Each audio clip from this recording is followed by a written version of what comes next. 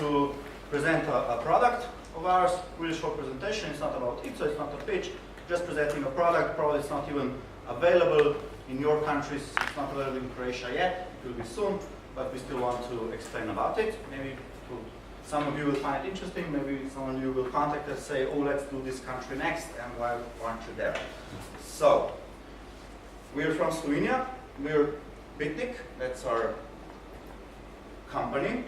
We've been operating ATMs since 2014 in Slovenia. And this video that we just saw was well, also something we created because we really want to expand adoption, and that's why we're also promoting a lot, like the whole cryptocurrency and everything. We do a lot of lectures and stuff like that, not only for profit. Okay, and let me start by saying that in these few days I've been here. Okay, in this region it's common like this. I commonly hear the term that Slovenia is paralyzed for crypto, especially the Croats.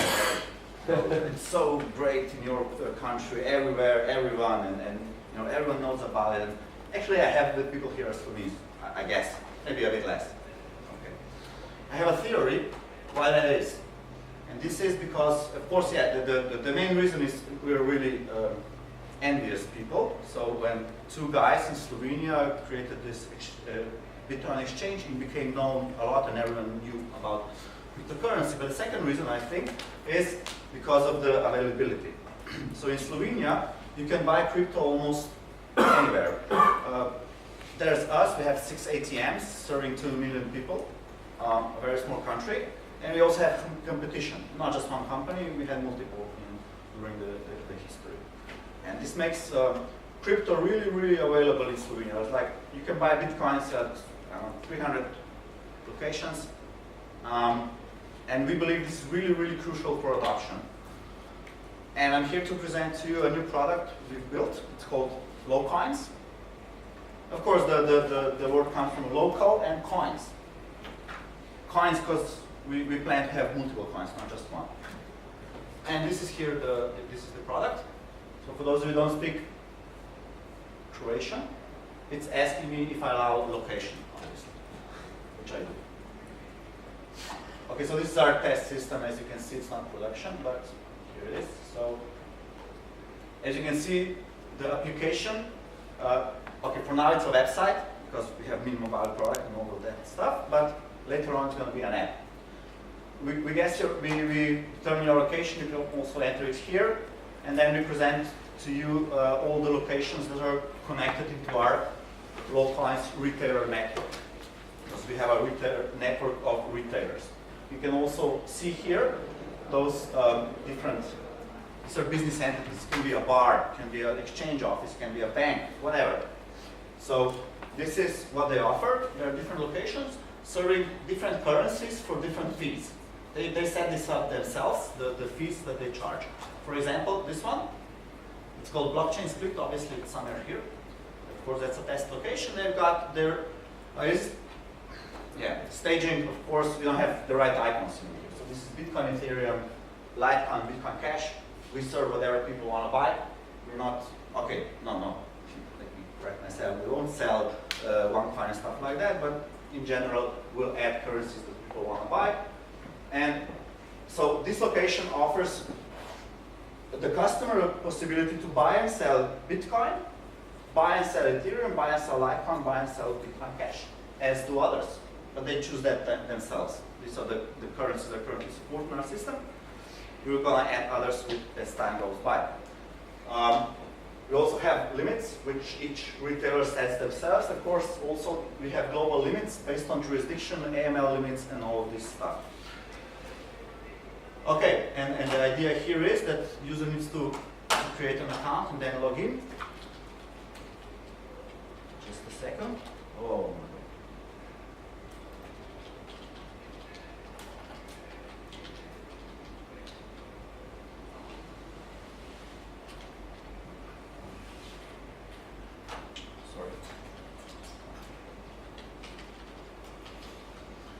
People usually told me even my best profession, I was doing a lot of presentations and stuff, and calls and demos. Never do a live presentation. Yeah, it's true. I also disagree with that. If you have a product, stand by it. And do a live presentation, why not? If anything goes wrong, you can talk your way out. So, let's continue when you finished off. So, these are the currencies that are available here, just a filter, so you will decide, no, actually it's also, you choose the currency you want to buy. Again, you can change location, or I can just pick the same location I had earlier. This is this one. Same rules apply. We can see business hours. Of course, it's all configured by retailer. User clicks next, then he chooses, he can change currency again. He's choosing buying or selling. In this case, he wants to buy. Of course, we're selling in Croatian kunas here. Let's say he wants to buy 500 worth of bitcoins in kunas. These are the limits that apply on this location, set by, well, us and retailer combined. This is the amount he's going to receive. And this is going to be a problem now. We have a camera. I won't be able to show you the transaction itself. Sell. I can sell. That's right. Let's sell. Usually people are buying more, but selling is also important, so let's sell. I'm selling 0.015 Bitcoin.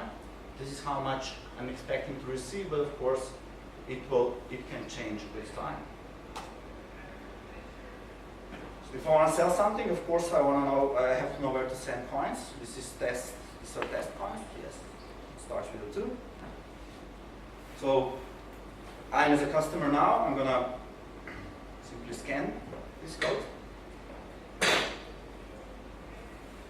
I'm gonna up the fees all the way because this is test coins, so why not? And I'm gonna send it. Okay. Now, user here gets instruction what to do next, and the instruction here is send us coin. After the transaction is confirmed, you can go to the location where you've set this deal. And you already see this here. There's a deal. It's not anymore in initiated state as it was at the beginning. It's cryptocurrency send, which means user, this is me, Avian, I've sent coins. Now we're waiting for this to change into coins are confirmed. Once coins are confirmed, I'll be able to approach the location with a special pairing code we're going to present here. Hopefully this confirms soon. And then I can finish the deal. And on the other side, the retailer also gets access to his app.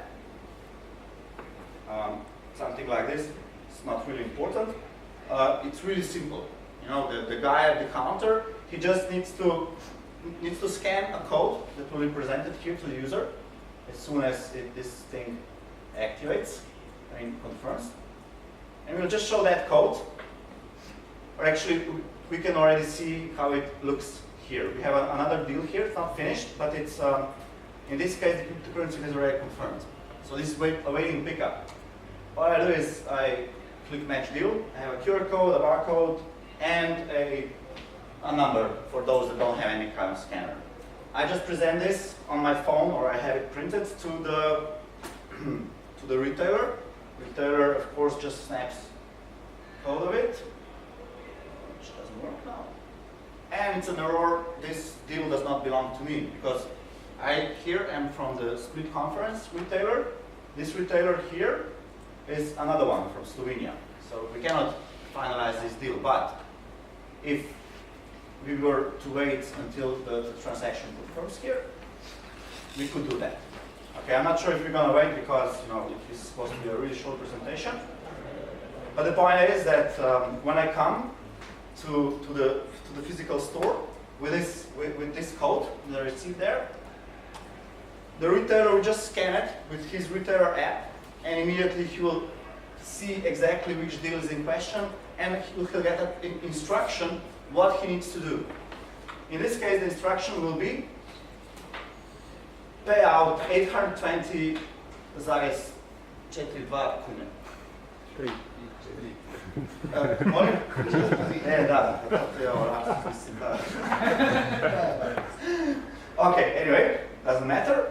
Yeah, of course, this can change. Of course, this amount can change. We all know that. We're in crypto so much that if the confirmation takes so long, let's say the user purposely doesn't pay high fee, okay, maybe it will confirm for 2 days, that's fine. He can send smaller amount, that's fine. We will just correct the amount to the correct amount at that moment.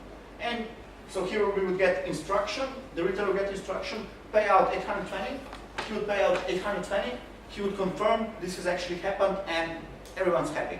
It takes half a minute at the retailer store, it takes half a minute on the app, and that's it. We are going around different retailers. The idea is to catch normal retailers, coffee shops, bars, exchange offices, whatever, and just we make an agreement with them. We take care of all the risky part of the business, which is holding all the cryptocurrency, rebuying all the cryptocurrency in real time at probably the similar price as we offered it, minus the fee. And retailer only takes care of the end step, which is handling the cash. He either collects cash from the customer or he pays cash out to the customer, and then with the retailer we have a contract and we do settlement. But that's it. It's very simple and it's really, really scalable. We've covered Slovenia so far with this, and we're going broader now. Croatia, hopefully in 2 weeks, we'll have location in Split, Pula, Rijeka, Zagreb, and hopefully some more. And some other countries are coming after that. As basically, if you have any question, also you can ask us about some how we develop this, some fine points about development, the things that we are open to share. We can share maybe some details about how the business model can work, how do we solve the trust issue, or if anyone from you found this solution interesting and knows a retailer or a chain of retailers that would like to connect to this, very welcome. I believe that once we're able to deploy this in a certain country, the adoption will go much faster because people will be able to buy and sell all this cryptocurrency almost anywhere, just like in Slovenia. Yes, please. If I understand correctly the intent of the project,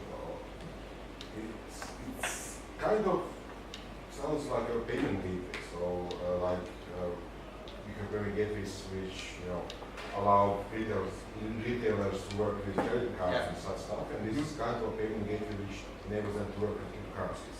Is it something like this? Kind of, but it's the point of this solution is not to offer the retailers the ability to collect payments for products or services in cryptocurrency. I mean, they could do that, but there are better solutions out there for this. What we want to do with this is we want to approach regular retailers and tell them, look, there's this cryptocurrency market here. I can offer you this as a product like any other. No risk involved. You can start earning on exchange. You are allowing retailers to become sort of exchanges. Exactly.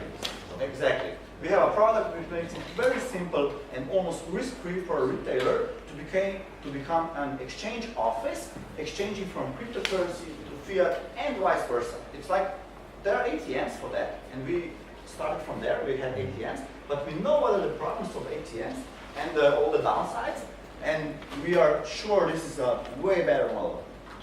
If, for example, it's 8 a.m. and I sold I don't know, the coin in the worth of 1,000 euros. Yeah. And I can come to the place. It's small cafe, and it's 8 in the morning. But he doesn't have enough money in the cash in the register. Yeah. This can happen, and this is not good for the product, because the confidence is not there anymore because you didn't get what you came for. Currently, we're appealing to retailers to take care of their business and not to do things like that because it will hurt their business. It will hurt our business as well, but it will hurt them more. Because if they don't have money, people come there, people are not going to come there again. Okay? Later on, of course, we want to move forward with this solution, and we're going to have support for what you're saying. So the idea is that every retailer will also have some balance here, which will mirror what he has in his cash register, and then we will take that in account when we open a deal for a customer to a certain retailer. So we will not allow this if the retailer doesn't have money. Currently, that's a bit of a problem. Luckily, people are still used to that. I mean, there are problems for ATMs, there are problems anywhere. Currently, there's no real efficient way to buy, and there are even less to sell cryptocurrency. Of course, I mean OTC market, which is cash and right now. There are exchanges, yes, and people can buy on exchanges. And we get this question often. Why would someone pay like 5% fee if he can buy the same thing on exchange for much less? Well, that's not the same product, sorry, it's not the same market. Exchange is something completely different, and if you don't understand what the risks are of you having money on exchange, then okay, maybe you should rethink the whole cryptocurrency thing, okay? And also, it takes time to go to exchange. But lastly, I mean, there's market data. Local Bitcoins is huge in volumes, and they do exactly this. But what we want to do is we want to be more compliant. There's no way to order something through us without creating an account. In later phases, that will allow us to integrate KYC. So everyone will be KYC. And once the European Union and the rest of the world start saying you cannot exchange cryptocurrency anymore anonymously, we'll be ready, and our competition won't. Well, at least we hope so. Yes, please. So the issue I see with this, for example, in Croatia, is that you can't take money from people without issuing a receipt. Yeah. If you issue a receipt, you need to show some. You need to pay tax, and Yeah. bitcoins or any cryptocurrency isn't taxable at the moment. Yeah. No, I mean, it's the same as Slovenia. There's no difference. Yeah, And everywhere in Europe, there's no law about it. No, there it doesn't is. I mean, exist. there's So no you can law. sell something that doesn't exist in a proper store registered in Croatian tax office. I mean, do you have a specific law that says you can sell Cedevita? Of course Yes, not. but for example, I'll give you my problem. I have my own store. Yeah. So if I give a receipt to my customer Yeah. and take his money, Yes. I have to pay 25% to government. Yeah, I understand. I understand exactly. If I don't give a receipt Yeah. and I keep the money and tax inspection comes in, I pay large fines, really huge. Yes, of course, I understand that. That's all true. What's not true is that in this business model you have to pay VAT. There's no PDV on this service because there's a ruling on the level of European Union from a European Union court which says in the service of exchanging cryptocurrency to fiat and vice versa, there should be no VAT charged because this is an exchange service. And Croatia has already confirmed that they agree with this, that this also holds for them. So in this business, there's no VAT charge. This is why ATMs also don't charge VAT. And this is why we believe we also don't have to charge VAT. It's a bit more complex in this case because there are two entities involved, Lowcoins and the retailer itself. But we have this covered. We hired lawyers from Croatia and we are building the whole compliance document and we believe it can be done. There are challenges, but we are in this space for 4 years and we know what we're doing, so we will overcome all these challenges. And actually, when you go to a normal exchange, Exactly. not crypto, Exactly. PDB, no. Yeah, you're right. I mean, and we are claiming the same thing. And me personally, I want to go into this direction that Bitcoin and cryptocurrency is a currency, which means that when you exchange, it should be the same as exchanging euros to kunas. With euros to kunas, there's no fiscalization, at least I think so, also in Croatia. With euros to kunas, there's no PDV, and there's no invoice, because you just exchange currency. There's a receipt about exchanging currency, and this is what you get here as well. Yeah, that's true, but then the company that's providing your services Yeah. has to be registered as the exchange. No, you cannot. Currently, you cannot register as an exchange if you are doing exchange from cryptocurrency to fiat, because you'll go to Narodna Banka and you'll say, I want to register as an exchange, and they'll say, what are you doing? I'm exchanging cryptocurrency. I say, okay, look, we're not authorized to be your regulator. You do not need a license for this. I mean, It's a gray area for now. no, actually it's not, really. This is not a gray area. There's no law, as you said, there's no law that would say the cryptocurrency belongs under normal exchange services. If that were true, this would mean that your country is forbidding this business model at all, because no one's going to get a license for proper exchange office to exchange cryptocurrency to euros, which means that no one can do this business. I think it doesn't work like this. You cannot do that. And there are people doing this exact thing in Croatia right now. They are doing it on the street, without papers, without anything. They're doing it through local bitcoins, and they are also doing it through ATMs. There's just a bit different model here.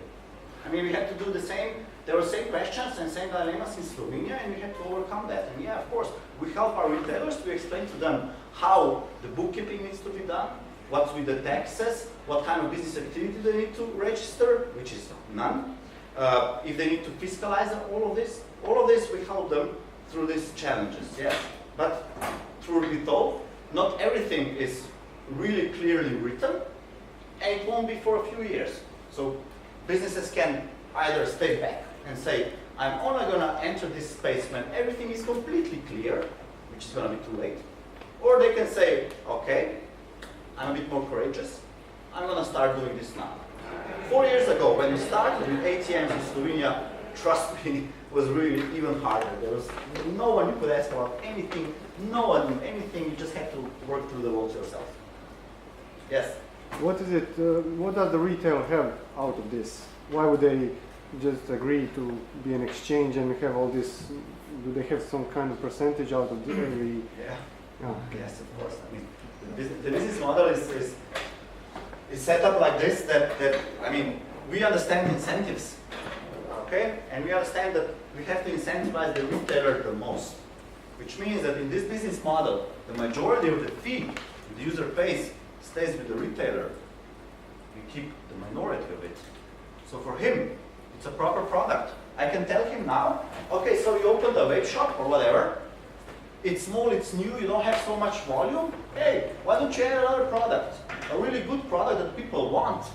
And you'll be able to earn, I don't know, depends on how good your location is, maybe from 500 up to 2,000 euros per month, which pays an employee. That's great. And really, it's low risk as it can be. It's really simple. It takes half a minute and you're done. One quick Well, question, I'm sorry, really glad I'm that so many questions. So, refresh rate. I presume you take market average to value of coins? We have our own ticker.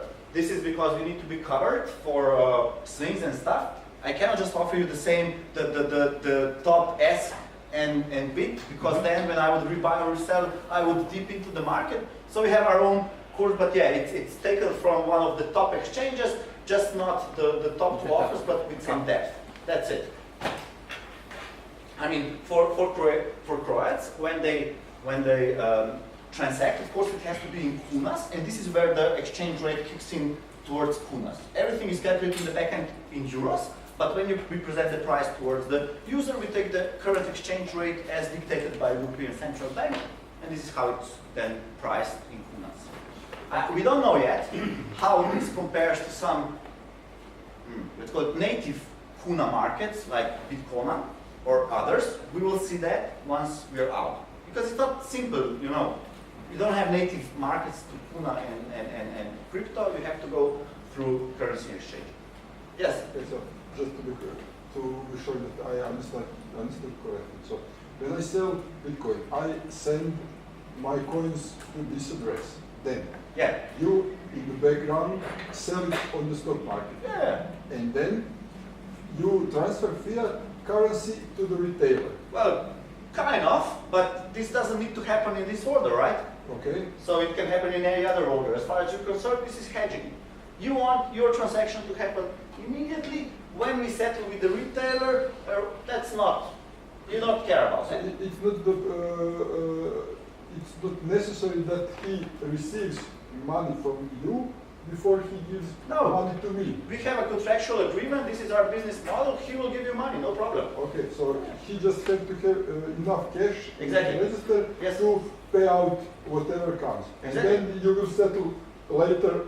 We deal with that. We deal with that directly with him. We'll settle. He's going to be satisfied. Don't worry about him. He's okay. He's really okay. I mean, here currently in Slovenia, we have the going rates in our app around 6%. for fee. From this, we take 2, retailer keeps 4.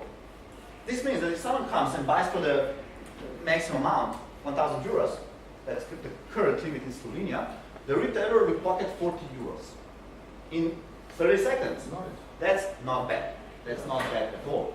And there's no PDV, so ha. Yeah, okay, of course.